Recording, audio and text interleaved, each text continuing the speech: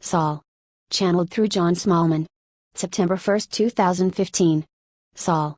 Here in the spiritual realms, enthusiastic anticipation is mounting as the light holders and light workers on earth continue to raise the consciousness of the collective to new levels of awareness about their spiritual origins. All sentient beings are spiritual beings first and foremost, even if they have lost awareness of this basic truth. Life is eternal, unending. The form it uses or presence may change, but the underlying spirit is changeless, a divine creation, perfect in every way. However, embodied on earth as a human, its awareness is restricted by the limitations that a human form imposes upon it. The human brain, the energy information receiver that is used by your body, has only limited channels on which it can operate and only limited intelligence with which to interpret the incoming signals that it receives. But, your hearts can open far wider to the constant stream of love, information and creative potential, that flows from the one source, God, and that envelops you in every moment. Over the last few hundred years, Western cultures have focused on intelligence and logic to make sense of the world, discarding the spiritual knowing of the eons that is an essential aspect of your awakening process. This is mainly due to the corruption and breakdown of spiritual information that has occurred when the divine messages received by saints and mystics has been reinterpreted by their enthusiastic first followers to fit in with the rules of behavior and belief that they then attempt to impose on those whom they proselytize in order to control them as they build religious organizations which they use as a stepping stone to power. Reason and logic are very useful tools that can help people work with and understand the environment with which the illusion presents them. But tools can be misused and damaged, and when they are, their usefulness is severely reduced. The intellect cannot tune into the waves of love with which God has surrounded you because it is an aspect of the illusion and its purpose is to separate, divide, and break apart. It is an excellent tool when used with your sciences to come to a greater understanding of your worldly and physical environment, to understand how things work and then use that knowledge to make life as a human easier or more satisfying by reducing the need to work constantly to survive. But it has no ability at all to connect with spirit, your true nature, which exists eternally in a state of infinite joy, knowledge, wisdom, and awareness. Due to the successes of recent modern technology, your innate sense of spirituality has become even more cloaked for many because the distractions of the illusion have become more enticing. Many think that science will eventually overcome human death, and in the meantime, as people live longer and longer, the search for a meaning in life has become a quest for further toys with which to amuse yourselves. However, despite the well-known and utterly apocryphal saying "he who dies with most toys wins," the distractions and enticements of the illusion do not provide lasting satisfaction.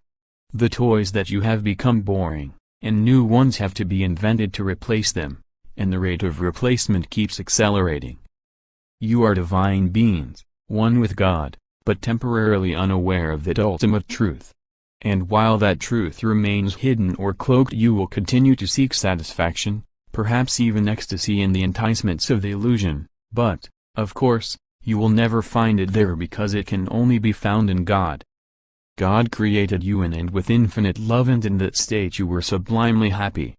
However, having total freedom, one of God's many gifts to you, you chose to use it to escape from His loving embrace and experience separation, life without Him. It occurred to you that free from His eternal presence your life could or would be more interesting or exciting, in fact more ecstatic. Obviously it has not turned out like that. You have only to look around you to see the absolute futility of your efforts to build a world of happiness without love. God is love, and love is your nature. To be without it is like being without air when you are an air-breathing mammal, or like a fish without water. Survival in that condition is impossible. You need love. But most of you are attempting to live without it because in your state of separation, as humans on a planet that requires you to struggle constantly to stay alive and seemingly compete with one another for the basic necessities, which appear to be in short supply, sanity and logic seems to demand that you put love on hold while you fight each other for survival. You all desperately want love, and are continuously searching for it within the illusion, where it cannot be found.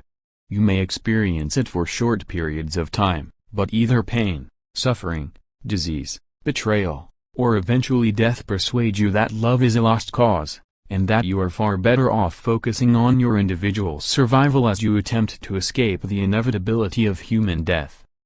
Your awakening is an awakening, or more correctly, a reawakening into your true nature as beings of love. And it is absolutely inevitable. But before you can return to that state or to that awareness, you must release all that is not in harmony or alignment with love. There is only love, as you are continually being reminded. All else is illusory, but while you hold on to the illusory, love escapes you, hidden under the cloak that is the illusion.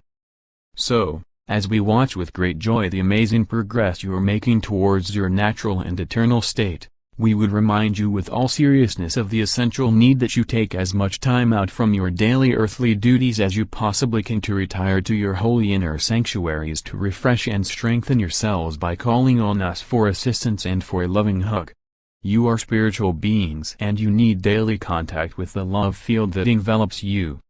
In spite of your inability to feel it in its true fullness, it is embracing you in every moment. When you go within, restate your intent to be loving in every moment and in every situation, because that expands and strengthens your individual energy fields, which are pure love, and spreads them throughout the world where they are mixing and integrating with the energy fields of the whole human collective and dissolving all that is unreal, all that is unloving, so that your reawakening happens, as divinely promised and intended. What you are doing on earth is essential. No one else can do what each one of you incarnated to do, and you are doing it magnificently, as you will understand when the cloak dissolves or the veil disintegrates and you finally see what you have been doing so earnestly for so long and with such wonderful determination. Yes, we are well aware that you get very little direct feedback, which is why we keep contacting you like this to reassure you that all is fine. Do not be disheartened by what you hear and read in the mainstream news media, because the divine plan is unfolding precisely as God wills, and you are assisting beautifully with that unfoldment. With so very much love, Saul.